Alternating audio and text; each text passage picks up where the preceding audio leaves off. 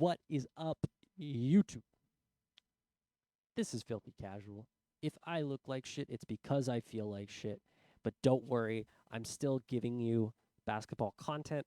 I'm exhausted. I've been working on law school apps all day, but that does not mean I can rest because the people need content because it's the off season and I am here to deliver.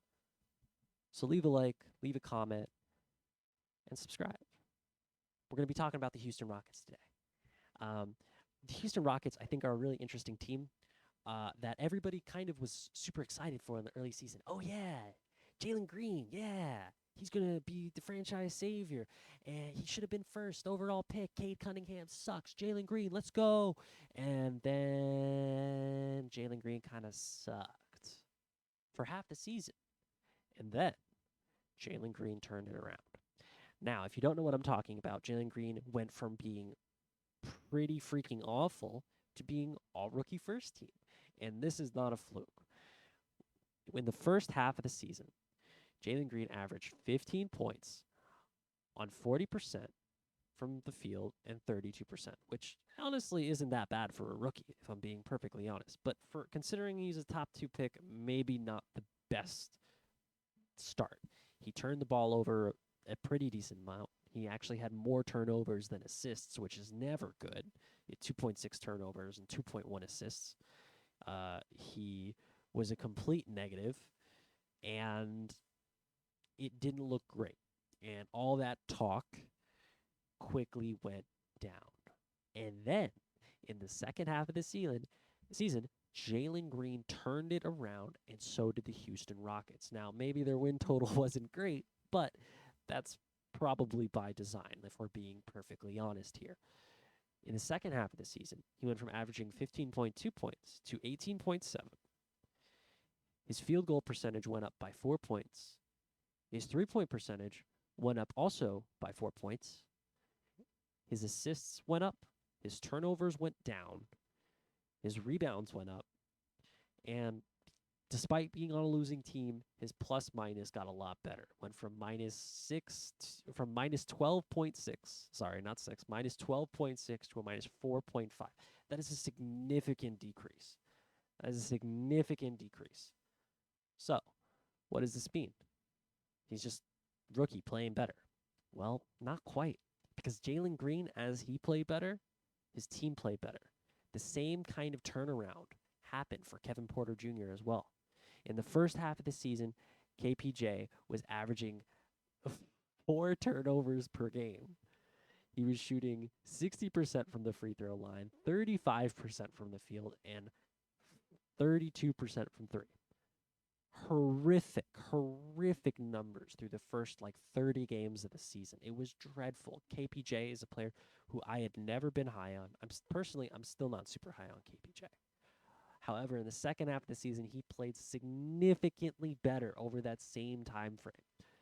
He went from the 12 points to 13.5 points. Not a huge increase, but not 13.5 points. He went from 12.2 points to 17.8 points. He went from 5.8 assists to 6.4 assists. He averaged pretty much the same as far as rebounding goes, but his shooting splits got a lot better. He shot almost 40% from three in the second half of the season. He shot almost 45% from the field in the second half of the season, and his free throw percentage is 67%, which isn't great. Which, can I just say, makes no freaking sense. You just shot 40% from three for 40 games. Why can you not hit 70% of your free throws? Which is league average. Why can you not be at least a league average free throw shooter? I don't get it. But he played better because Jalen Green was playing better. Jalen Green brought that swagger, and that radiated out to the rest of the team. It gave more people open looks. Players like Kevin Porter Jr., who obviously aren't fantastic from shooting, 67% from the free throw line, I don't think that's a great shooter, even if he shot 40%. But because he was getting more open looks because of Jalen Green's dribble penetration, hey, man, that looks like a good bump for me. And this isn't the only talent this team has. They have the number 3 overall pick, Jabari Smith Jr., who, let's be real, everybody was thinking was going to go number 1 overall, which was a little bit concerning because the main criticism of Jabari Smith was that he couldn't dribble, he couldn't create for himself, and that's not necessarily what you want out of a number 1 overall pick. However, for a number 3 overall pick that's going onto a team with two very heavy uh, usage rate players who like to handle the ball, like Jalen Green and Kevin Porter Jr., who like to do a lot of dribble, dribble, dribble. Hey, man, that's a perfect fit because he doesn't need to dribble. That's not his job. That's not what he has to do. And that's not the only talent this team has. They have Alperen Sengun, who I think is going to be a really solid piece for them. He's going to be a really good starting center for them now that Christian Wood is out of the way. Christian Wood ate up a lot of his minutes last year. He only averaged 20 minutes. But that didn't stop him from being a really good player. Despite the fact that he was only playing 20 minutes, he managed to have a very efficient season. Well, not like supremely efficient, but he was an above average player in as far as PER goes. He didn't stuff the box sheet, but he did average 47% from the field, 24% from three, 71% from the line, a block, a steal.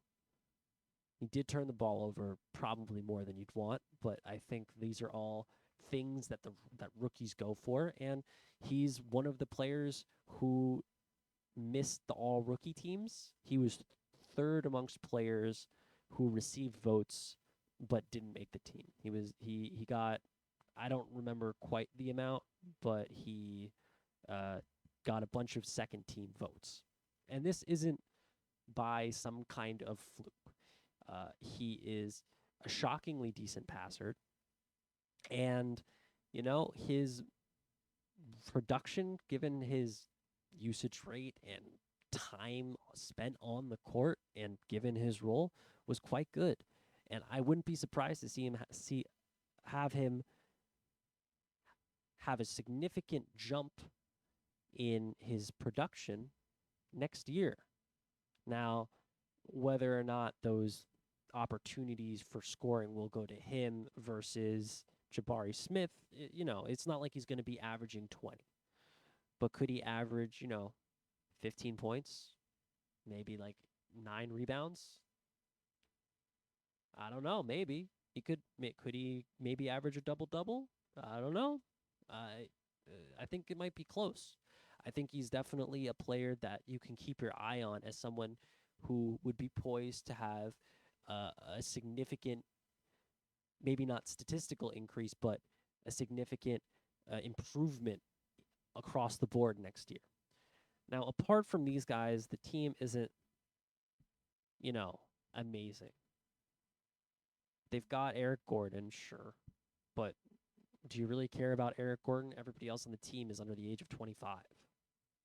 Like, what is Aaron Gordon doing for you? The only reason he's still on the team is because nobody wants to trade for him because his contract is too big, and for his production at least. And, they've got some other pieces who, personally, I don't know a ton about, like, because I'm going to be real, I didn't watch a ton of this team. But the thing is that they've got the beginnings of a pretty solid core. Jayshawn Tate, while not amazing, was, at least decent. He's a rotational piece for them. That's something, and he's young. He's 26. That fits their timeline. He's going to be 28, 29 when their other players are starting to really get good. Not necessarily that he's going to be, part of their roster, but hey, he's something. And, they've obviously got other young players, Ty Washington. I don't want to list off all their young players, if I'm being perfectly honest, because I'm going to be real. I'm not super familiar with them, and I don't want to act like I am. But from the players that I do know about, this team in 2 years could be dangerous. 2-3 years, maybe they're in that play-in. Maybe they're fighting for a 7 seed. Who knows? A lot of it will be on how much Jabari Smith Jr. fits with this roster. I think this team will go as far as Jalen Green goes, personally. Jalen Green has that it factor, that kind of thing that you see in Ja Morant, in Anthony Edwards, where even when he was playing like crap at the start of the season, he kept shooting. He did not care. He did not give a damn. And that's the kind of thing that you need from a number one option on a contending team. And Jalen Green, is he a number one option on a contending team? I don't know.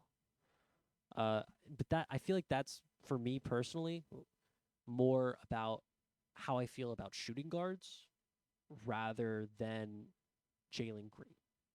Because I don't think shooting guards in the modern NBA are necessarily the. I mean, just look at the shooting guards around the league. Which ones in the top 5-10 players?